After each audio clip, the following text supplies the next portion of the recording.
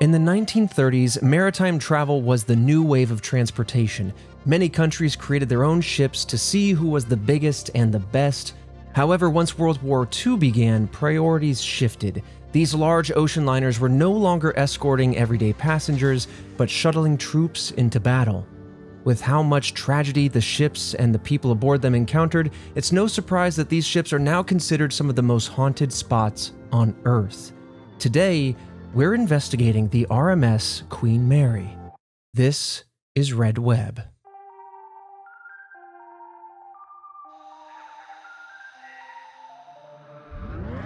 Welcome back, Task Force, to another episode of Red Web, the podcast all about unsolved mysteries, true crime, and a little bit of the unknown. I'm your resident mystery enthusiast, Trevor Collins, and joining me hearing this case for the very first time, Alfredo Diaz. Talking haunted ghost ships? We got a ghost ship on our hands, Fredo. Ooh, that reminds me, we should watch a ghost ship from Movie Club. Only for the opening scene, though. Just seeing that wire whiz through a bunch of dancing fools. Dude, it's crazy how, like a movie like that, not the best, but that scene still sticks with you to this day. Very clever. I mean, we've been on a boat, or a giant, was it the naval ship? Yeah, the USS Hornet. Yeah, we did a whole ghost hunt on that. We got some weird stuff with flashlights happening. So having experienced that firsthand, I can see how there's a lot, right? They're giant tankers. They carry hundreds, thousands of people, and they're, now transformed, going to war. These things sink. These things have been riddled with bullets, missiles. They've seen death, despair, everything, and just seems like the perfect breeding ground for spirits to linger around. Oh, absolutely. And you're totally right. It's seen passengers and people of all shapes, sizes, and health and wellness, so it's got a lot of memory in that front. But then its time during the war was a completely different type of energy. Yeah, the Queen Mary is a wild destination. And honestly, we were thinking about doing that as one of our travel ghost hunts at some point. Maybe sometime in the future, we'll have to do it because I think there's something about ships. We'll talk about it more as we get into some of the hot spots at the end of the episode. But there's so many liminal spaces, you know what I mean? Where you're just seeing these really long, these are huge ships. This is bigger than the Titanic, and we'll talk about all of it. But these really long hallways that are just the same carpet and the same wood paneling and the same doors. And it just feels so weird. So even that, it's just psychologically perfect to feel something a little otherworldly. You know what I mean? Yeah. Oh, I completely agree. But as we dive in, there's a lot going on in the Red Web universe. Last Friday, we posted our debrief from a recent ghost investigation, so it's kind of a good timing here. We went to Victoria's Black Swan Inn in San Antonio, and then we did a live stream with the task force over on our Discord channel. Get access at redwebpod.com. But then we kind of went over your comments, your reactions. Fredo and I watched it for the first time to kind of debunk whatever we saw, if we saw extra stuff or audio in the edit. And that is up as of last Friday. This Wednesday at redwebpod.com, we're posting a research outline. And then Friday, I think there's much chagrin here, Fredo, because we're closing out Matrix. We're doing Matrix Revolutions, which is the third movie, and we got people asking, well, if you're going to do Enter the Matrix for the month of May, why aren't you doing the fourth movie? And to that I say, good question, we're going to table it. Yeah, we'll table that one. We'll come back to it. I owe that movie a rewatch, okay? But let's just do the trilogy and get nostalgic for a little bit before we dive back in. Yeah, let's not soil it. Let's just have a little bit of fun. Even then, the trilogy starts to fall apart. But yeah, we'll stick with that for now. Sure. Look, there'll be many weeks, many movies. We'll always come back to it. We say we won't do some more underworld stuff like that. More Kate Beckinsales? I'm never gonna say no to Kate Beckinsale. Also, happy Mother's Day to all the moms out there. Yesterday was Mother's Day as of the posting of this episode. And just a small reminder to all the moms out there that love a little bit of true crime, those bloody moms out there, they might be grabbing the knife. They're the ones you want to hide behind when things get a little hairy because they're Miyagi'd by all the true crime they listen to. Mm-hmm. When you're going to sleep listening to true crime, it's just instilled into your subconscious at this point. It's like Dexter's Lab when he's trying to learn French, but the tape starts looping, and the only French he learns is omelette du fromage. And so he knows French, but like 2 words. So those are moms. Moms are like that. And if you want to kind of, it's almost like a shield of a badge of honor. We have some Mom's Heart True Crime merch available at store.redwebpod.com if you want to go check it out. Some stickers, some mugs, some simple stuff. But just to show your mom some love and show the mom some love for true crime. And also, it's kind of like a badge that says like, I've been learning stuff in my sleep, so be careful around me. You know what I mean? I'm a protector, but don't confront me. Mm-hmm. Store.redwebpod.com and redwebpod.com. Lots of exclusives, lots of things happening. Thank you all so much in advance for your support. But with that, I want to dive into the deep, deep well of history. Fredo, I might get too wild with the history, so feel free to pull me up out of the trenches a little bit. But I want to talk about the history of RMS Queen Mary because it lays a really good foundation for then all of the pictures. We have a lot of pictures today. So if you listen to the podcast and you don't watch the video version on YouTube or Spotify, feel free to follow us on Instagram at RedWebPod. We post all of our footage and images over there. But anyway, lots of hauntings, hotspots, potential ghost footage, etc. that we're going to talk about on the back half. But the history lays the kind of contextual foundation. So the Royal Mail Ship Queen Mary, aka RMS Queen Mary, is a retired British ocean liner that was in operation for quite some time, from 1936 to 1967. Now, I know a lot of you might have mental images of the Queen Mary, but we're going to start with a picture of that. So Fredo, go ahead and take a look here. This comes from queenmary.com. Massive. Massive indeed. Give me Titanic vibes for sure. Truly, yeah. There's about 20, 25 years that separate the 2 ships, but aesthetically, they are very, very similar. And because, they hail from the same country with similar design aesthetics, but it is way more advanced, way faster, way bigger. She a big one. Yeah. I don't know why I feel safer getting on a plane than I do getting on a big boat like that. I don't know why. Maybe it's because I've actually gone on planes, gotten that fear out of my system, and I just haven't been on a lot of big boats. Compounded with the fact that I get motion sickness and I've only been on small boats throwing up, so that'll do it. Mm-hmm. I feel like I understand it. Yeah, maybe I'm desensitized to planes, but if you're on a boat and you're gently sinking into the ocean, there's no cataclysmic instant death of relief if you're crashing. This is cold comfort, task force, but but if you're out in the frigid waters of wherever, this was a transatlantic primary ship, man, you're just watching it sink. Drowning is terrifying. Poor Christian, our producer guy in the chair, he's got thalassophobia, so I don't even want to start painting that picture, but I don't like that. I honestly, I don't like thinking about it. So I'm going to move on. I feel that though. I can feel the plane over boat. Task Force, let us know what you think. So designed by the Cunard Line's chief naval architect, George McLeod Patterson, construction of this ship began on December 1st, 1930 at John Brown & Company's shipyard in Clydebank, Scotland. A lot of proper names in there.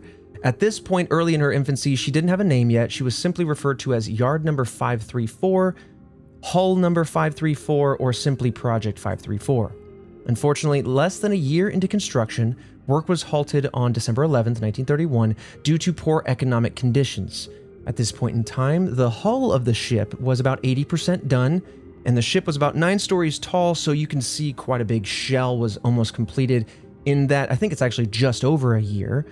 And many sources point to the Great Depression as the leading cause of the financial strife, some of the hardship that was undertaken by the Cunard Line, who was the owner of this ship. And so that's kind of why they paused. Now, in order for the construction to continue, the Cunard Line then applied for a loan from the British government. The loan was approved on 2 conditions. One, that the Cunard Line merge with the White Star Line, which is who made and owned the Titanic, which could be a big part in why it looks the way it does, but also that they had to make a second ship. So the loan consisted of enough money to make a second ship. We'll talk about it, but they wanted essentially a weekly transit back and forth to New York City. And so they got this loan and they were able to resume work on the ship on April 3rd, 1934. So just shy of 2.5 years after construction stopped, it continues again, though there are some discrepancies on the date, as always with historical stuff. Some sources state that the construction actually resumed on May 11th, 1934. Either way, in the spring, it began construction again, and then jumping forward a few months, the RMS Queen Mary was officially launched on September 26, 1934. This is where the naming ceremony was performed by Queen Mary and King George V.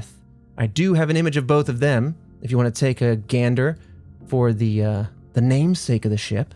Whoa, so regal. Very regal. This was them actually at their coronation ceremony, so they've never been more decked out in their lives. Yeah, absolutely. Like king and queen decked out, crowns, the dress, the long draped over the top. Yeah, it's like wearing a carpet. Oh, you know what I mean? Yeah, they're pretty much stacked in carpets. Yeah. Yeah. Damn. A lot of tapestry action in there. And then they said, make the crown bigger. If my crown can't wear a crown, what am I doing? That's a big crown. Like that is a big crown. What you would think when you think crown, with the sockets and the diamonds and the way it comes up top and its open spaces and everything. Yeah. Yes, and the velvets and the little pillow thing inside. Now, here's a fun little tidbit, a fun little fact. The Cunard Line had a long history. They'd been around for decades, if not almost like 100 years, give or take. They've been around a while, and many of their ships actually ended in IA. Not all of them. So there's a legend that says this ship was initially going to be called the Queen Victoria, to continue that trend or what have you. And again, continuing with this rumor, it is said that when approaching the king, the Cunard Line asked for permission to name the ship after the, quote, greatest queen, end quote, to which he replied, "My wife will be delighted." So they're like, "Sir, actually, no, all right, guys, I think it's Queen Mary now." But it is funny because it kind of echoes, you see echoes of like politics and appearances through time and something like that, because this could just be a rumor from people that maybe didn't like the crown or maybe did. I don't know. It's a funny little rumor though. Okay, so despite launching in September of 1934, it wouldn't be for another 20 months on May 27th, 1936, that the RMS Queen Mary finally made her maiden voyage. There's a lot of reasons for that, but ultimately they put it into water. That's the launch date. And then they finish construction. They do a lot of testing. They have to move it to where the ship is going to kind of harbor and take off from. So you have a little bit of time gap in between before it then takes on passengers and cargo and what have you. Now, on her maiden voyage, the ship sailed from Southampton, England at 4:33 p.m. The ship had moved from Clydebank to Southampton in that testing phase I was talking about, those 20 months kind of off. She then made a stop at Cherbourg, France at around 8:47 p.m. and then resumed her journey at 12:39 a.m. So that's not super normal. Taking off after midnight, it's a bit of a red eye. Yeah. But it is a long haul, so I guess it doesn't really matter when you take off because it's 5 days, 5 hours, and 13 minutes, and she makes her way to Pier 90 in New York City. Now, it's a huge ship, and it carries a lot of people. This ship was designed to carry 2,139 passengers and 1,101 crew members. The ship also included 5 dining areas, 2 cocktail bars, a grand ballroom, swimming pools, and a small hospital. The RMS Queen Mary, in addition to the sister ship, the RMS Queen Elizabeth, were both passenger ships that were initially designed and built to kind of compete with the other superliners that had been recently built by Germany, Italy, France. I think it was specifically Germany at the time when they launched 2 of theirs that the Cunard Line's like, all right, we got to do something ourselves. Yeah. That's when they first put pen to paper. It's just interesting seeing like the different countries be like, oh, you're doing this thing? We're doing this thing. Right. You know, you get the space race, arms race, even boats. You got a big boat? We're going to make a bigger boat. Right. Okay. And I'm like, okay, me as a consumer or as just like some sort of guy, kind of like, I kind of appreciate this, you know, how much further can we push ourselves to advance and make things better? Right. A little bit of friendly competition, you know what I mean? It doesn't have to be all the other stuff. But if you want to see, this is a photo from 1946, so it's a little bit of a spoiler alert as to what the shift looks like for the Queen Mary, but take a look at this next image. You can see on the left, the RMS Queen Elizabeth, and then on the right, you might notice a little difference in color. That is the Queen Mary. Oh, okay. Yeah. There's a little tugboats in front of it. You got little boats all around it. Yeah, just a little bit tugboat. That's just, dude, the engineering that goes into this stuff is crazy. When I say this all the time, I need to watch a documentary that's just around like building a boat or how they figured it out, or the trials and tribulations of getting it right. And then with like bridges, I'm just like, what do you mean we just jumped down in the water and then just started making some, like, you know? Oh, like water bridges, dude. Water bridges, yeah, for sure. Like there's some land bridges or whatever that kind of extend out to like islands and stuff. And like, that's wild. It is crazy. Like, how'd you displace this water and like, did this concrete cure while it was wet? Like, how does all this work? Yeah. In exactly. Minecraft, I could just displace the water and I'm good. But this isn't Minecraft. You can't just take blocks of water up out of there. It's definitely like very interesting. I'm like, this is smarter people have figured this out, and I benefit from it. Yeah, society stands on the shoulders of enormous brains and enormous giants. You know, those buff minds that keep the world turning. But yeah, so these ships are kind of next to each other here, and I'll talk about the difference in color in literally just a moment, because the Queen Mary didn't get to live as a passenger ship for very long. Like I said, it was 1936 when it made the maiden voyage, and then with the onset of World War II, the ship traveled to Sydney, Australia, to then convert itself into a troop ship. She was then nicknamed the best name, this is the hardest name in all of maritime shipping, the Gray Ghost. Oh, damn. Okay. Yeah. We like it. I like this. We yeah. like this a lot. So look back at that photo with this in mind as I kind of talk about it, because it was painted with this gray camouflage that would help essentially hide her on the horizon. If you've ever seen a ship on the horizon, whether it be a freight ship or what have you, you see the haze of the atmosphere on it.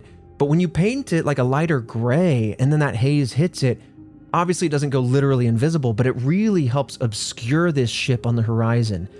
And so combining the fact that yes, she's all gray and she is super, super fast. In fact, she's one of the fastest ships of her time, averaging between 28 and 30 knots.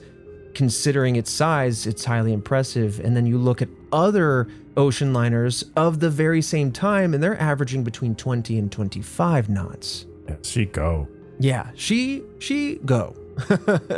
So yeah, there's something deeply eerie about a ship that it's not harboring weapons, it's harboring troops. So it's not like, you know, it's a warship in that way. But there's something eerie about a ship that can just cook, you know what I mean? Like just fly and look almost invisible. Yeah, that's the cool stuff right there. And you know, that transitions over to planes and stuff too. So with this new look on the exterior came a revamp, like I said, of that interior. The ship, the accommodations went from around north of 2,100 passengers up to more than double that. It was like 5,500 passengers could now be on board because you need to make room for the troops, and obviously they don't need as much comfortable living because it's not like luxury travel. Now it's utilitarian. It's getting troops to and from places. But I say that as wartime continued, this number, the capacity, would continue to rise. At one point, it went north of 16,600 passengers. What? So it was just always capable of holding that many people? They just never stuffed that many people onto it? Physically, it's capable of doing that for sure. It just definitely wouldn't be very comfortable. So that number actually still to this day holds the all-time record for the most number of people on a single vessel. 16,500? 16,683 to be specific. Oh, yeah. That's so many people. 16,000? 60,000 people. That was in July of 1943. And it was literally, there might be photos of this, to be honest. I didn't look too closely at that, and if they are, you would see this. People had to sleep on the deck. That's how overcramped it was. Jeez. So I'm imagining hallways, rooms, deck, like literally overflowing with people in order to get to this number. Yeah. If you've ever seen the Icon of the Seas, which is like a behemoth of a cruise ship, that is built to comfortably house like 10,000 people. That's not talking about the decks, obviously, and the hallways. But that enormous megalodon of a ship was designed to hold like 67% of what this ship was just fumbling around with. That's just wild. That's a lot. I don't even know.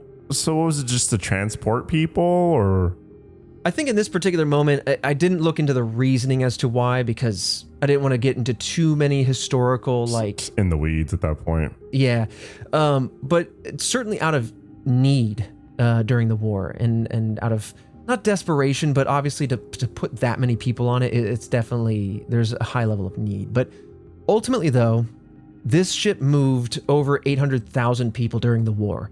And so it saw a lot of action in various ways. All of the people that were experiencing this mind-boggling World War II, you can, as a believer, you start to see how that energy can kind of imprint on this location, right? Mm-hmm. And again, we'll talk about all these hot spots and what people have seen, and then we'll analyze it as we want to do. But like I said, though, the Queen Mary and Queen Elizabeth were both by far the fastest vessels aiding the troops, which is probably why they were leaned on so heavily. They were able to zigzag at incredibly high speeds, and what's really interesting is it actually made it impossible for the German U-boats to catch them.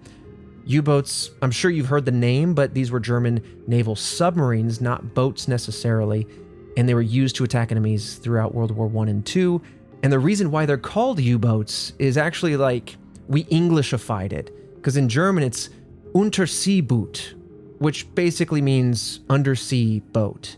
And so we just kind of truncated it into U-boat. But otherwise, it's a sub. Here's the cool part is the Grey Ghost here, the Queen Mary, was the absolute king of trolls because it's out there just pissing Adolf Hitler off. He was so angry at their swiftness and their ability to dodge the U-boat attacks and anything like that, that he offered the highest military honor to any U-boat captain who could sink either of these two ships. What? So what do you mean? Just Yeah, he's just throwing it out there. He's like, I'll pay $1 billion to whoever can stop insulting my pride. I mean, also, like, I'm not getting on that ship.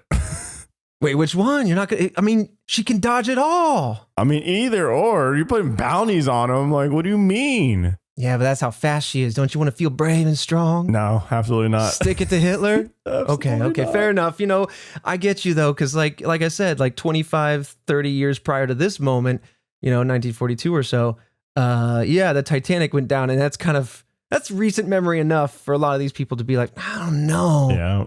I don't know. Actually, fun fact, Task Force, as of the recording of this episode, tonight would be the anniversary of the Titanic going down. Coincidence, follow us like ghosts. But anyway, most of Queen Mary's voyages were of a great success. This episode of Red Web is sponsored by Rocket Money. Task Force, how many subscriptions do you think you're paying for right now? Do you know the answer to that? Because if you're like me, you might not know off the top of your head, and you let these subscriptions go kicking around in the background, quietly racking up the costs. That's where Rocket Money comes in to help. Both Alfredo and I use Rocket Money to track all the things financial in our lives, whether it be our savings account, our credit cards, debit cards, all those good things. You can see all the money coming in, all the money going out. You can categorize it automatically, so you know if you're spending a little too much on entertainment or the bills are starting to go up. You can start to see all that very clearly, and it really, really helps get that transparency that you need when you're building that savings. Rocket Money can track subscriptions and has the ability to cancel unwanted ones within the app with a few taps. It's saved users over $800 million in canceled subscriptions. Rocket Money can also consolidate checking, savings, loans, and investments into a single dashboard to give users a clear view of their financial picture. Rocket Money is a personal finance app that helps find and cancel unwanted subscriptions, monitors your spending, and helps you lower your bills so you can grow your savings. Let Rocket Money help you reach your financial goals faster. Join at rocketmoney.com/redweb. That's rocketmoney.com/redweb. One more time, rocketmoney.com/redweb. This episode of Red Web is sponsored by First Leaf. Do you like a good glass of wine at the end of the day but never really know what to buy? Enter First Leaf. It makes the whole thing pretty easy. They match wines to your taste and send them right to your door. First Leaf delivers premium wines straight to your door every month. Just answer a quick quiz about your preferences and they'll send you personalized selections. No more guesswork, no more settling. Here's what really makes it click. Every box comes with easy to follow tasting notes and pairing suggestions right in the box. First Leaf works directly with wineries, which means you get access to award-winning bottles, including wines you can't always find at your local store, at prices well below retail. And this is very true. I just got my first box of First Leaf, and it is littered with red wines, which is my preference, and it's built upon my taste palette. The quiz is super easy. You let them know what you like, what you don't like, the smells, the tastes, the things like that, and then they will cherry pick the ones that they think you're going to really love, and they say, this will be good with a pork dinner, this one will be good with a pasta. I really enjoy that because I don't know the first thing about wine, but this makes it approachable knowledgeable, and I get also a wide spread of wines to try and kind of maybe expand my palate a little bit. Stop settling for wines that don't quite hit the mark. Head to tryfirstleaf.com/redweb to sign up and you'll get 50% off your first box. Plus, free shipping for an entire year. That's tryfirstleaf.com/redweb. Tryfirstleaf.com/redweb. But I will say, and the reason why I kind of talked about this, kind of this target on their back, is that tragedy did strike on October 2nd, 1942, because while sailing, the Queen Mary accidentally hit one of her own escort ships, the HMS Curaçao. I've seen different pronunciations of this. I've also seen Curaçao. It might be like the island, Curaçao. Anyway, it hit one of these escort ships, and I have an image that I understand that like this is the damage after the fact. And it also shows you the size differential. People have like made illustrations of what this moment would have looked like, but take a look at that image. Oh, wow. It like blunted the front of it, the front like bottom. Yeah, just absolutely punched it in. Yeah. In this moment, right, this impact obviously blunted the front end of the Queen Mary, but devastatingly to the escort ship, it cut it in half, or like bludgeoned it in half, at which point, of course, it sank, and it resulted in the loss of life. I've read some sources say 329, others say 338 lives were lost. Jeez. It was a devastating, if not a little bit of a humiliating accident for sure. But the reason why I mentioned this target on its back is because there was a risk of U-boat attacks. And so part of that is what maybe instilled this rush to want to get out of there, and mishaps happen where you're crossing in front of an enormous ship and things can happen where you can't be seen because they were quite close. But also many people obviously wanted to stop and see if they could help or see if there was any survivors. But because of the risk of U-boat attacks, the Queen Mary was ordered not to stop under any circumstances. And so again, there are conflicting reports. Some state that other ships in the Envoy returned hours later to look for survivors. Others state that Gordon Illingsworth, who was the captain of the Queen Mary, ordered other ships to look for survivors immediately following the sinking. It is hard to say. Regardless, it is a devastating tragedy, and it is one of the many moments worth knowing about because it does lead into some of the hot spots we'll talk about. Ultimately, it never did fall prey to any of the U-boats. It was just kind of this one tragic accident here, but at the end of the conflict, the Queen Mary was refitted once again and returned back to passenger service on July 21st, 1947. And then as you can imagine, you know, it's been now over a decade that it's been out, and the ship then operated for another 20 years or so. But throughout the mid-1950s, fewer and fewer people were traveling via ship and instead were opting to go with the faster airplane. So that's you're a boy of the 50s or the 60s. Not sure if it had anything to do with safety, but definitely convenience and time. And then, of course, by the mid-1960s, these ships were operating at a loss as demand had decreased so dramatically that essentially they, pardon the pun, they just couldn't stay afloat. So in 1967, the Cunard, okay, this is a tangent, but I have to get it out. It was the Cunard line when they started this. It became the Cunard White Star line as they hybridized. And then by this late stage, it was once again just the Cunard line. Got it. It just, some facts tumbling out of my ADHD brain, but by 1967, the Cunard line made the decision to retire the RMS Queen Mary. So, as you would have it, on Halloween of all days, October 31st, 1967, she took her final voyage, departing once again from Southampton, arriving then this time going the long way round to Long Beach, California. On December 9th, 1967 is when she landed, and the ship was then bought by the city of Long Beach with the intended purpose of serving as a restaurant, a hotel, and a museum. The ship then underwent extensive refurbishment. It was closed for 4 years before then being reopened to the public on May 8th, 1971. Dang, just sat around, huh? She's been kind of sitting. She's been sitting for a little bit. But she's sitting pretty. Yeah, she said she's sitting pretty. I mean, still some maintenance, I'm sure, that has to be run on the ship itself. Mm-hmm. Yeah. But, oh, pretty cool. This is wild. So much money and time spent into it. The rush to get it done. All the fanfare of like, look. And then just like, oh, it's not popular anymore. Just throw it off to the side. It's pretty yeah. wild. I do appreciate, of all places, California, it's a very British ship made in Scotland, harbored out of Southampton, England, funded by loans issued by the British government, all with the express purpose of competing across Europe at a time where competition was hot and the World War II was bubbling up. And so it's kind of interesting that it made home now all the way to this day in California. And I do like that it was then converted to kind of like a museum. It is a hotel now. You can go stay on it. You can go ghost investigate on it and all that sort of stuff. But I do love because there's a lot of ships that are like sunk off the coast and like they go goodbye. I do love when a piece of history can be preserved and maintained and offered for many generations to go and respect, because man, if I could tread the halls of the Titanic, I would. Right. Yeah. The fact that you could just go and see it is really cool. Just pieces of history, man. Absolutely. I mean, I guess some of the morbid draw of the Titanic was the tragedy, but also, while we're here, Task Force, if you never listened to our episode on the Titanic, there's so many conspiracies that surround the sinking, from like fraud and like curses and all sorts of odd things. Was it really the Titanic? Was it really the Titanic? Was it a name swap? You go, what? It's fascinating.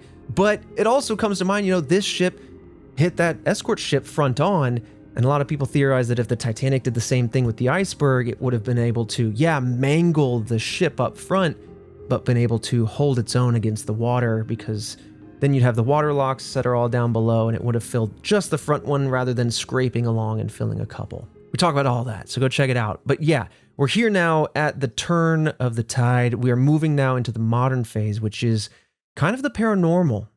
Interestingly, given the rich history of this ship, most of the reports of hauntings didn't really come until after it was retired and docked at Long Beach.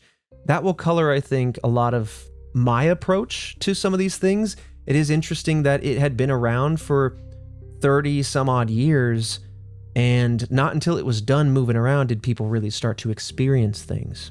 According to some reports, the death records during World War II were not kept. For whatever reason, we don't have a log of soldiers or people who died on the ship during that window of time, but we do know some confirmed deaths that stemmed from, and I won't give you the laundry list, but apparently like 55 people died while aboard the Queen Mary during the passenger years, either side of the war. So we do know during construction some people that died.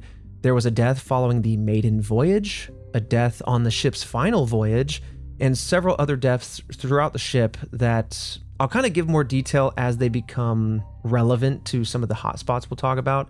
Now, no suspicious activity was ever seen in the operational years. There's no shortage, though, of ghost stories aboard the RMS Queen Mary, so it will be interesting to kind of dissect just the idea of ghosts. I'm one of those people that really wants to believe. I'm so fascinated with the paranormal on the other side, but I can't help, as my studies were engineering. I'm not an engineer now, but I can't help but want to take the scientific method, which is to poke and prod and see if we can debunk it and leave left what we can't figure out. Right. It's also just the thing that interesting thing about this too is I was thinking there'd be some big tragedy or this huge thing that would happen. It kind of just seemed like it was used and it settled. It had some typical deaths that surrounded it. It was in service for a while, and death can happen anywhere at any moment in time.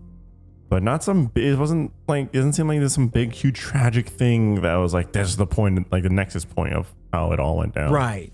Yeah, like a lot of the places we've been to, whether they be prisons or hospitals or schools or whatever, there's, especially hospitals, there's a long, dark history of people dying there and being sick there or suffering or medical malpractice, or same with prisons. A lot of that kind of transcends to those locations. So aside from the one tragedy where the escort ship was hit, there's kind of a sprinkling of mishaps that have happened throughout the ship. So yeah, you're right. It's not that, aside from the war, right? World War II was incredibly devastating and wrought with emotions left, right, and center. But without really knowing what happened aboard the ship, death-wise, throughout those years, it kind of is more of a theoretical answer, like this blanket timepiece. But it's not like every house that was built during World War II is haunted. But yeah, so the main hotspots we're going to talk about, because there are countless locations on this ship. Door number 13, we're going to talk about the first class swimming pool, the the front of the ship. You can imagine what that one's for. And then, of course, the infamous room B340. Actually, I'll let you choose. Where do you want to go first? I'm going to give you a little digital tour, Fredo. I'm going to save the infamous room for a little bit later. Okay. So we got the door 13, the pool. Okay, the pool. I like the pool. So if you want to go ahead and scroll down and queue up the images, one of the greatest hotspots of paranormal activity was the first class swimming pool. Go ahead and take a first look at that image there. That is a black and white photo of the pool as it was when it was operating. Okay. It's got a little slide handles off to the side. We both saw the slide first. Hell yeah, man. There's a slide. Yeah, I'm going to hop on that slide. Squeak! Right down that slide. It's the smallest slide ever. Yeah, my legs are off before I'm on. You know, there's a second deck that you can overlook the pool, but yeah, okay. This looks almost like the grand staircase when Leonardo DiCaprio comes down. Oh, yeah. Makes eyes at Rose, and you know what I mean? What's interesting is that it's not that there's any known tragedy here. We really looked into this. We couldn't see if there was any sort of drownings or accidents or people falling or anything like that.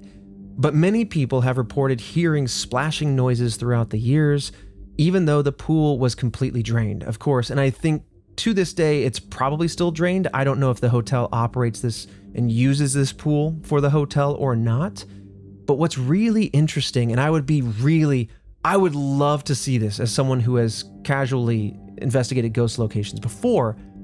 Some have heard this splashing, but then when they go to check it out, they've seen wet footprints leading away from the pool on the ground. No. I mean, ghosts are already terrifying when they're just dripping and soaked. Dripping ghosts? It's just like the hair's wet over the face and everything. Yeah, no. I'll be honest. I'm off the ship. You're just overboard, man. Overboard, man. Taking my chances elsewhere. Sir, you could have just walked off the plank over here. You dove in the water on the other side. It's like, oh. I know you like Marvel. I know you read comics. Let me pass this one by you because I know sometimes toxic sludge can blind a man but make Daredevil, or a spider can bite a boy and then make Spider-Man. You getting down on hands and knees and sucking up some of that ectoplasmic water, you become Danny Phantom. Maybe. Would you do it? You tasting ghost water? There's no guarantee, though. There's no guarantee, but there's no downside either, except that it tastes bad. I don't know. Yeah. Get really sick. Okay, well, Task Force, I kept him on the ship. Just got really sick. Yeah, that's true. I'm eventually still on the ship right now. Okay, well, this one might put you off the ship because we've covered a lot of haunted locations, and golly, do I really appreciate it when we have actual photos to look at. And so one of the entities that has been seen in this pool area, there's a woman and a child. And this woman is reported as looking like she's wearing a 1930s style swimwear, a swimsuit of some kind. And the young girl seems to be holding a teddy bear, and she's usually walking around near the drained pool. We don't really know who the woman is, but for a long time, all the sources seem to indicate that the young girl ghost is named Jackie. So take a look now at the second F image I have for you. I mean, just the stairs that go up to the second floor that overlooks the pool. Mm-hmm. The thing is, it looks like an actual person. There's no disfigurement of the face. Doesn't look transparent or anything like that. It looks like just a woman or a girl that's just on the top set of the stairs. Right. That could be someone who stationed their child there. But the stories are usually like, okay, for all intents and purposes, I was the only one in the room. I confirmed this, and I would want to believe that because we've taken photos or videos in places that we know we didn't do anything with, and we know that we were alone. But this is one of the famous photos of this particular area, and it does look a little bit like the head of a young girl if you're primed to see that. What is it called? Pareidolia or something like that? Humans are inclined to see patterns and inclined to see especially faces. Now, I think it's really interesting. I want to take it at face value. We do have another image that we're going to point to here in a second, but ultimately there's no definitive answer on what might have happened to this young Jackie if she was a real passenger at some point in time. But some have theorized that yes, she might have drowned in the pool many years ago, although again, there's no records that point to that. Now, with regards to her, people have seen her before. People have also seen the wet footprints, heard some splashing. But with regards to Jackie specifically, they hear the sounds of little girls laughing, or one little girl laughing and kind of echoing throughout the pool hall. Yeah, no. But no way. Yeah. So this next image is supposedly of the woman, again, yet to be identified, but of the woman who haunts this same area. There's 2 images. Take a look at the first one first. Oh, it's again overlooking the pool, but vertically. And on the right, it looks like a woman in like a dress or a gown or something like that. It's white, and she's just like in the doorway. Take a look at the second one now, because it zooms in. Oh way, dude. And now I know I can see that this is a high ISO photo because it's dark in there, so you're getting a lot of color noise. There's a lot of grain in this photo. But what I'm seeing of the face is it's kind of melty and tilted sideways, and it's kind of freaking me out. Yeah, it looks wider than a regular face. Right. But it does look like, there's 2 arms, a flowy white dress. It does. The rest of the body looks like a person. The head just looks way off. Yeah. What are you doing there this time of night? What are you doing this time of night? Just taking a stroll. Oh, so this photo is taken from the stairs, it seems like. So where that girl is, right, and looking back at the pool room. So it's almost like the mother and daughter are taking photos of each other. Could be a photo shoot. yeah, it's a photo shoot. This is what a haunted photo shoot. Yeah. But yes, this comes from 2010, probably a passenger or an investigator. Now, honestly, in the zoomed out photo, we got a couple of orbs. Really? We got a couple of dust particles out there, right there in the kind of back end of the pool, near that back corner, kind of in the middle of the photo. Yeah, there's gotta be dust, right? Probably. Probably dust. Usually, or some sort of bug. Listen, Task Force, I don't like to be a wet blanket, but I ain't never seen an orb that's done something convincing. You know what I mean? Like, yeah. It's usually in old dusty places. Okay, so that has been the pool area. Again, it's got its own liminal space, eerie vibes. It's a place that should have life all up in it, and when it's empty and decrepit, it just feels off. And so I can see that kind of priming somebody to feel a certain way. All right, so do you want to go now to the front of the ship or door 13 before we head to the room? The front of the ship. Okay. Building it up. Build it up. So as mentioned earlier, during World War II, the Queen Mary collided with a smaller ship, the HMS Curacao or Curacao. 330 some odd people passed away in this tragedy, and some visitors have reported that when they're standing at the front of the ship, they can hear some very strange sounds. Sounds of metal crushing, loud screams, splashing of water again. And of course, this ship isn't moving, and I don't think it has in a long time. But of course, as we know, this is the site of the accident, and it is believed to be maybe a replication or an echoing through time of this collision.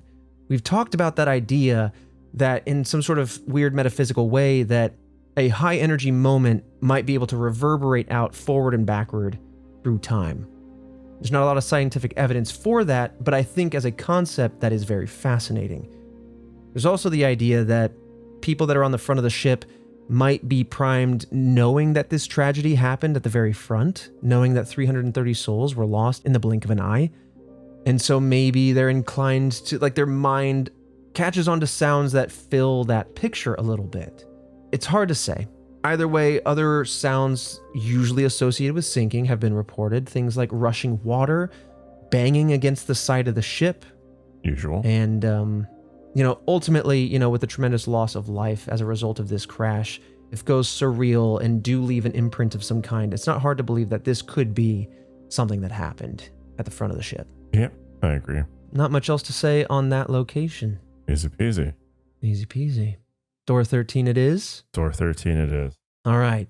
On July 10th, 1966, there was a man named John Petter who died aboard the Queen Mary during a routine safety drill. So Petter was unfortunately only 18 years old at the time, and he had been working on the ship for a few months. As it would turn out, he was attending to a bilge pump in the engine room. Then a safety drill kind of kicked off. This occurred at 3:55 a.m., which just goes to reason sailors have no chill. Safety drills can happen at any time of the day because ships are 24/7 in that water. Yeah. Damn. So while this drill is going down, the alarms are going off. He's trying to exit through what is known as door 13. I'll go ahead and show you that image now. It's a hallway, and you can see that door and it kind of closes sideways there. Okay, yeah. And so it's a watertight door, which ultimately, kind of really distilling here, it's kind of to prevent water from spreading from one compartment to another. Not to bring Titanic up again, but if you ever did see that movie, out of desperation, you see people trying to flee certain areas of the ship, diving under these as they close vertically down. But unfortunately, as he's trying to make his way through here, something happens. Ultimately, it is just an accident. We don't know the details as to how it came about, but while trying to exit through this door, unfortunately, Petter was crushed. And since this tragedy, people have reported that they have seen some sort of spirit haunting this hallway, the engine room, and kind of the nearby areas. A security guard in particular actually has several encounters with this. Reports include hearing the clanging of a metallic sound. In fact, he's got a German Shepherd on him, and they became frightened. The dog is frightened as if something is there. And dogs, listen, I got a neighborhood full of dogs that'll bark at anything that moves. If there's a car 10 miles down the street, they're going to be barking. Yeah, they got that sixth sense. They got that, they're high on alert. They could sense anything. Yeah, totally. Very protective. And if this dog is familiar with the ship, it would kind of be, I would imagine, kind of chill, well-trained. German Shepherds are very smart. So the fact that it keeps barking at this particular kind of shadowy figure really kind of piqued the security guard's interest. And as the story goes, the clanging sound grew closer and closer to the security guard and his dog until essentially they had to flee. They were like, all right, this is enough for me. I'm out. And we've had those moments. Yeah, I'd be out too. I mean, we have been, like you say, we had those moments. And as skeptic as we have been before, as we approach these things and try to debunk on the fly, there is something, innately human that if in the moment you just can't explain it, even if you don't believe it, it throws you off. And you're like, you know what? Fight or flight, I'm flighting right now. I'm like, why would I be here? Right. Now, the security guard isn't the only person who has seen this. Many people have also reported seeing a shadowy figure near this door in particular. It doesn't help that 13 is commonly known as an unlucky number, but fewer still people have reported this shadowy figure almost seemingly chasing them, not necessarily sprinting after them, but approaching them in a way that they all feel the need to kind of bolt. Yeah, I don't want things chasing me. Almost kind of eerie. I think it's worse if it's not sprinting after you, because then I don't know, maybe it's because it can catch you. It doesn't need to sprint. Oh, it's like, I'm going to get you. I don't need to run. Like Michael Myers. Yeah, less whether or not if it's capable. Or it's just patient. Or so just, I don't have to. Oh, I don't have to. You'll be back. But also like, okay, I'll save my opinions till the end here because there's a little bit more. But, some have speculated, much like the front of the ship, that this metallic clanging sound is the noise once again echoing through time. Door 13 slamming shut. Now, what stands out to me is that a lot of these encounters feature clanging sounds and people getting chased off in fear. I have a lot of thoughts, and having been on the USS Hornet twice now, one time me and a couple of our colleagues, you would know them, Fredo, Gavin, and Jeremy. Oh, yeah. We went chasing after a sound that seemed to be receding away from us. And ships are still on the water, and there's a lot of settling and a lot of moving metal. And so that, sometimes pops, cracks, and other bangs just happen, and sometimes happen consistently as they're gently rocking there in the water. So that's my initial thought. But taking this at face value, just assuming all of this is true, let's just go after it in that way.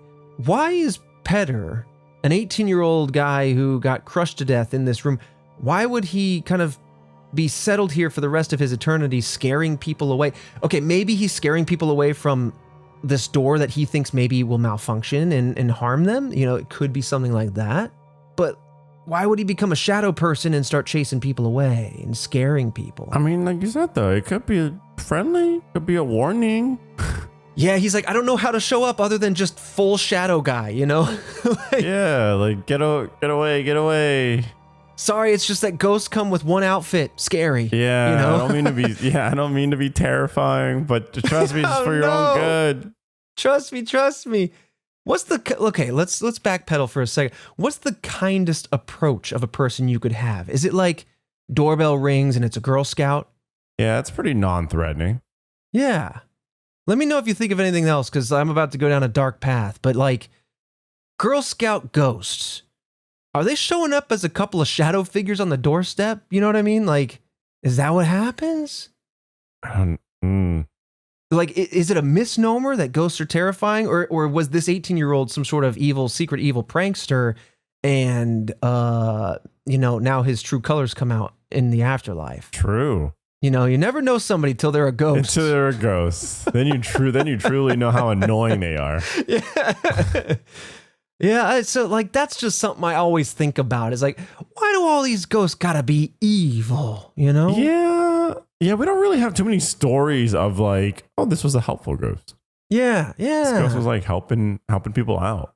Yeah, this ghost brought me a train token. Back when you needed a token for the train. Yeah, I was really helped out here. I think often about like the Amityville horror house, like the axe murders, and that photo of what is supposed to be the boy there. And I think of the young Jackie ghost girl here. And I think, okay, those are kind of spooky looking. His eyes were glowing evil like, but otherwise they're just kind of children being curious. They're just looking. The thing is, I'm not going to stick around to find out. That's the problem. You know what I mean? You and I are both 2 splashes in the water already. Exactly. You know what I mean? Yep. I'm already backstroking to preserve energy. Yeah. This is not a race. It's distance at that point. Mm-hmm, that's the thing. It's like you got a couple bad ghosts ruining it for everybody else. And so now no one wants to find out. You can't make friends in the afterlife. Yeah, maybe this should determine our approach, because Task Force, we got one more ghost hunt coming up at the end of this month. We're going to West Virginia because you voted for it. Oops, spoiler alert. I don't know. But yeah, it's happening. So thank you for voting on that at redwebpod.com. But maybe that approach there, even though it is a prison, it's a penitentiary, maybe we try and make some friends, Maybe we try to make some friends. Fredo's face is saying, I don't think it's necessary. I'll be honest. I don't need friends. I don't need them. Oh, a couple of good friends on the inside. I mean, it's just the breathing. It's just I don't know. Okay. Well, we've built it up enough. It is now time to talk about the infamous Room B340. Potentially the most well-known ghost story of all of Queen Mary is that of Room B340.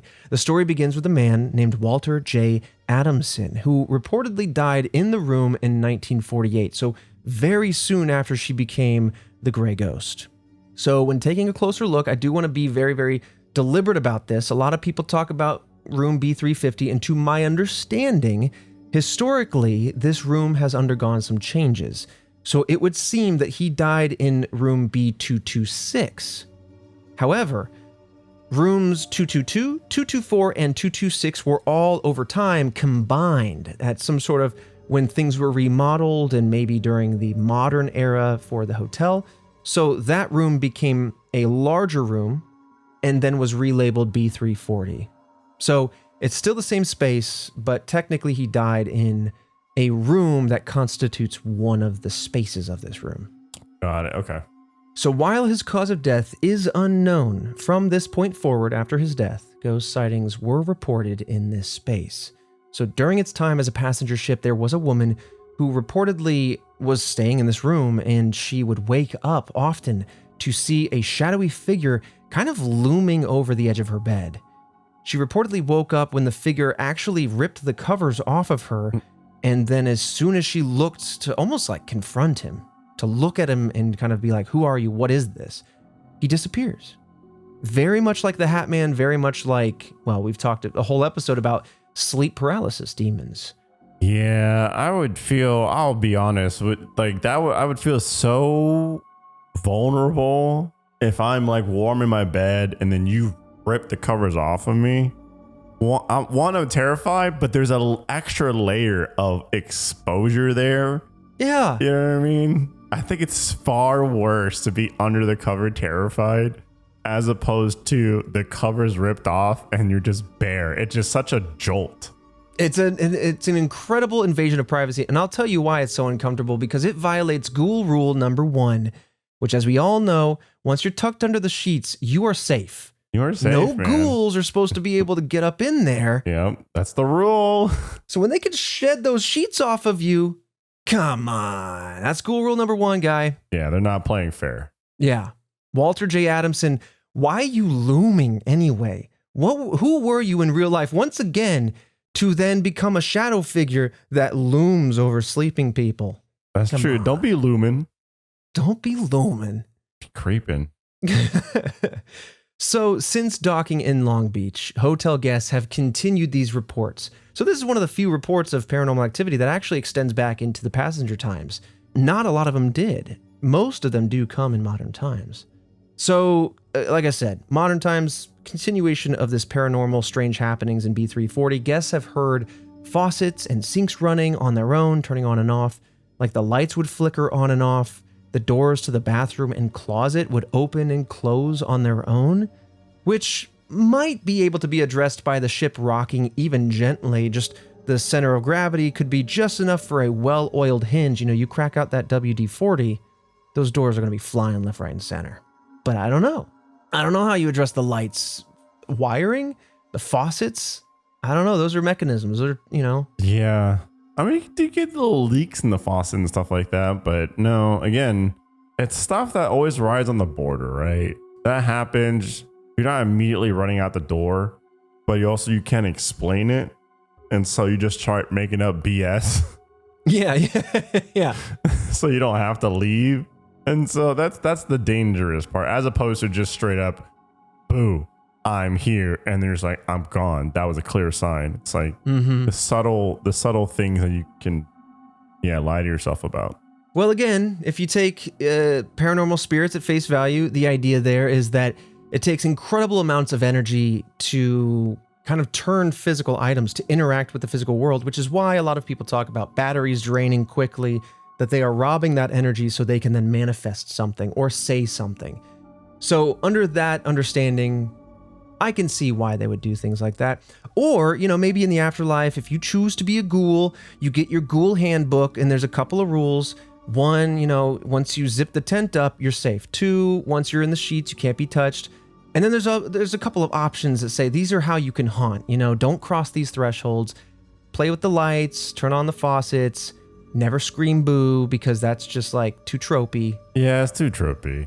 Yeah, but also like, damn, why are you messing with people? Right. I don't know if I would choose that afterlife. Just trapped on a spot forever. That would suck. It'd have to be a spot that I could people watch. You know what I mean?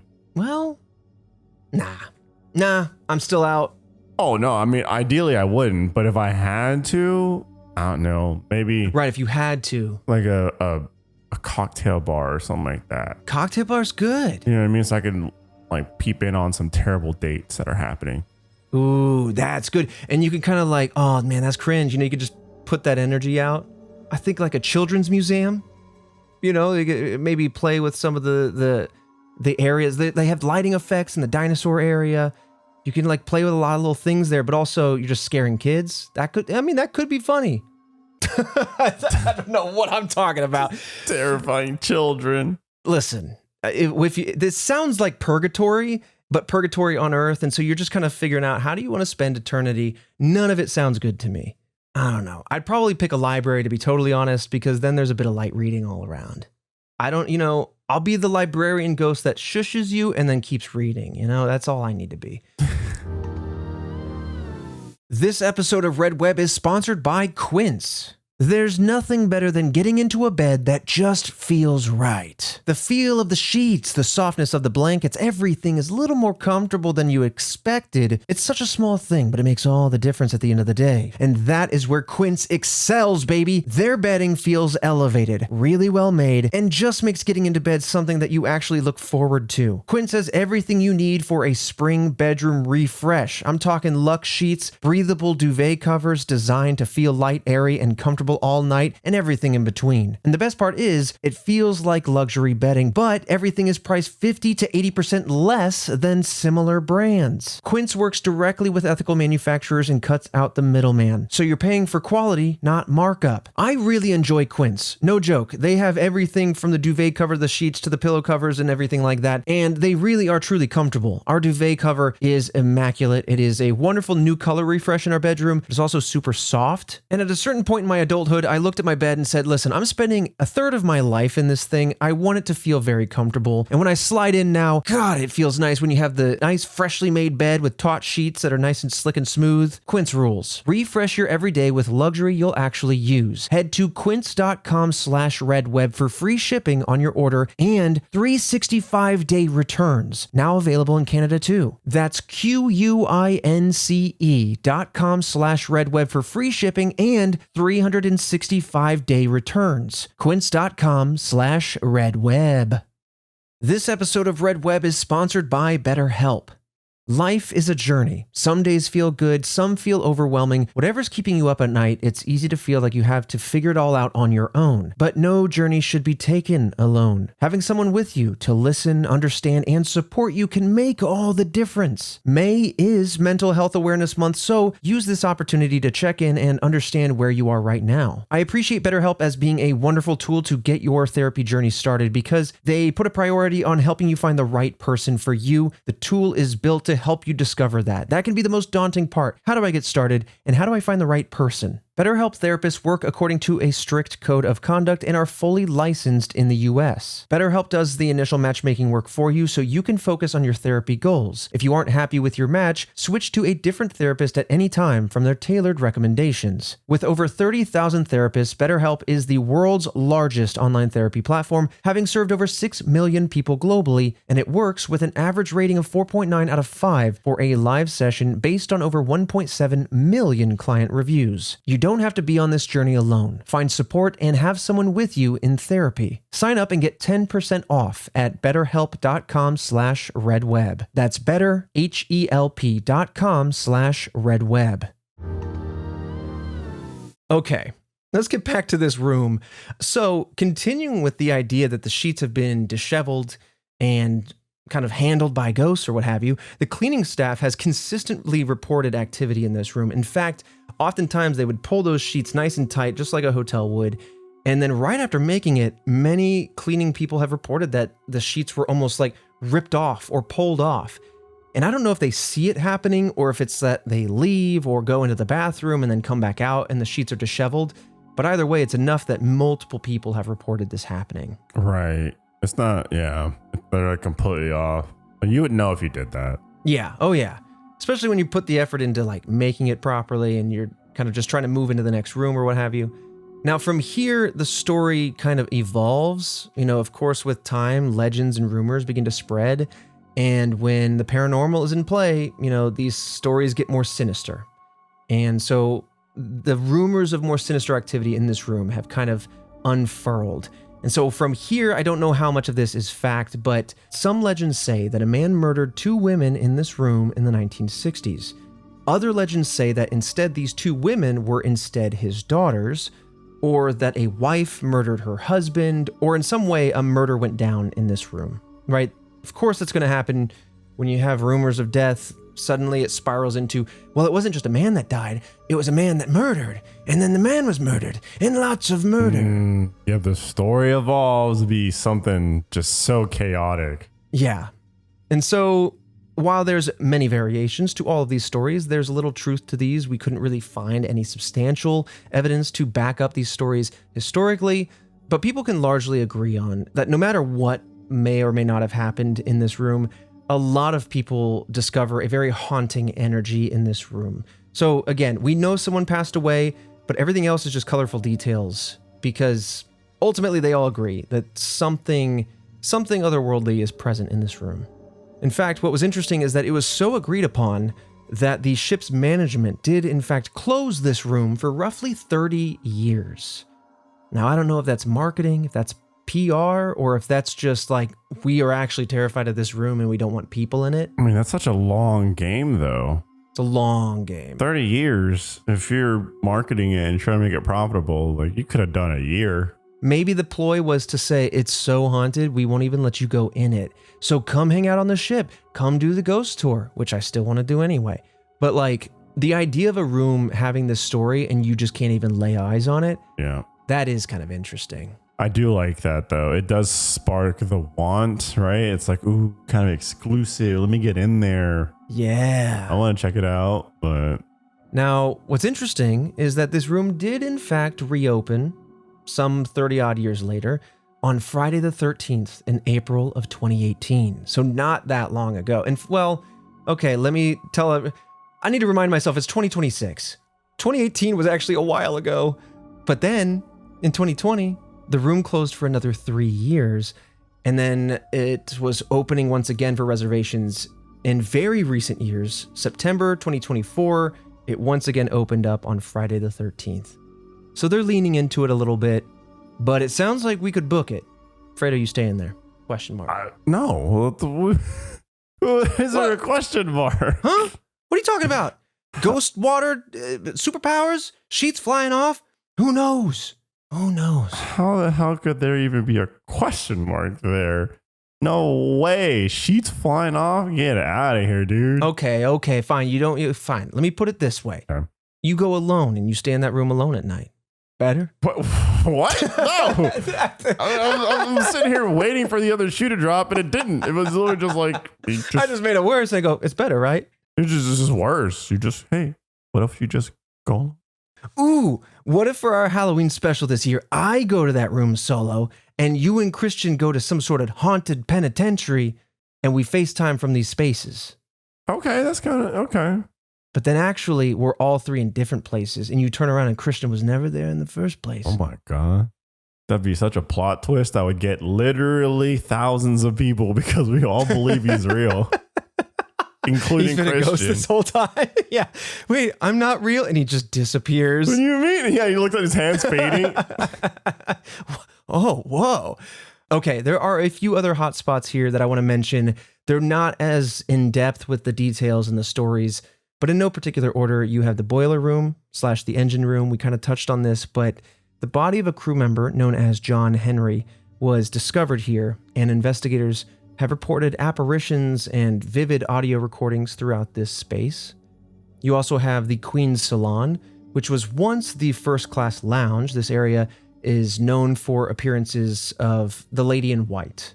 Of course, whenever it's never a guy. A guy is always the shadow man, but then if it's like a woman in a white dress or a woman in a gray dress, it's always like the generic Lady in White or Lady in Gray. Yeah, why can't it be like the dapper man, you know what I'm saying? Suited up, looking good, fresh. Yeah, or just like the lovely lady, you know what I mean? Yeah. Why can't she be the dancing woman? Because stories say, in fact, turns out I think I have some photos I might be glossing over.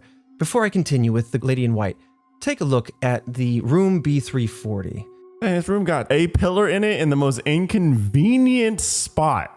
Listen, it used to be 3 rooms, okay? Yeah, that's a pillar like right in the middle of the room. That's crazy. That's someone's toilet flush. It goes right through there. You know, you can't move that plumbing. It's structural. And this one's got 2 chairs for just sitting there looking at the bed. Okay. I mean, listen, I get you need seating areas. Why are they always facing the bed? You know, that's just like, you got these watching chairs. Yeah. Otherwise, it looks very much like a bog standard hotel room, you know, like the Holiday Inn or something. Yeah, I agree. Okay, now moving into our next 2 images, that shows the liminal space hallway. At the very end of that hall, you can see the classic circle in red. Whoa. This is said to be the Lady in White caught on camera. Yeah, there's an outline of a Lady in White for sure. It almost looks like she's got some sort of like sun hat or something, you know what I mean? Like one of those hats with a ribbon. Dressed to impress. Yeah, that hallway just looks sad. Yeah, I'd go hoverboarding through there real quick. That'd be fun. But otherwise, it's like, it's so repetitive and so long. It's just like very eerie. Now, the interesting part about the Lady in White and why I think she should be named the Lovely Dancing Woman is because she is often seen near a piano, dancing as if the music is playing, you know, again, kind of following with the idea that this haunt, this energy is echoing through time, that it is a residual of a passenger who used to often dance next to the piano. Moving on, we have some more spirits out on the deck, the promenade deck. People have seen shadowy figures reported in this area, very similar to what a few of us experienced there at Yorktown Memorial Hospital, Fredo. Shadowy figures just very vividly in the corner of your vision, but then as soon as you look, they kind of disappear. And when you look, it almost looks like it moves with your vision. So I wonder if that's not just something actually in the eye or what have you. But, yeah, some kind of weird reflection or something. right. But it is still very, very eerie, especially if it's dark, decrepit, you're alone. You know, these shadow entities, like when you look at it and they move away, it feels, oh man, it's very unsettling. At least that's how it worked for me when I was there at Yorktown. I know Christian and Shane had much more corporeal memories of when they saw the shadowy figure kind of mimicking you, dude. That's true. They did say they saw a shadowy figure mimicking me, which I don't like that. I don't like that at all. Still seeing fine so far. So far, so good. You did exercise yourself when you got home, I think, with some gems and moon water. Yeah, I don't know. I went to a friend. There's like, yeah, just do this and that and this and that, and crack a egg in the water. We could read the yolk. I'm like, okay. Yeah, and then you break a stick and then you start running around with your arms out. She's gonna get you. She's gonna get you weapon style. Yeah, I'm gonna get got. There's no harm, right? Why not? If it's gonna cleanse you, I would try it. The last spot is the nursery. Not much to say here and no photos, but some have reported a baby crying in this area, despite obviously in the dead of night having no babies in it. So, in closing, clearly there is no shortage of paranormal activity on the RMS Queen Mary. Some ghost hunters theorize that Queen Mary might even hold vortices or vortexes that are essentially, they say that these are portals to the other side, or portals for supernatural beings to come through. I've heard them called portals to hell.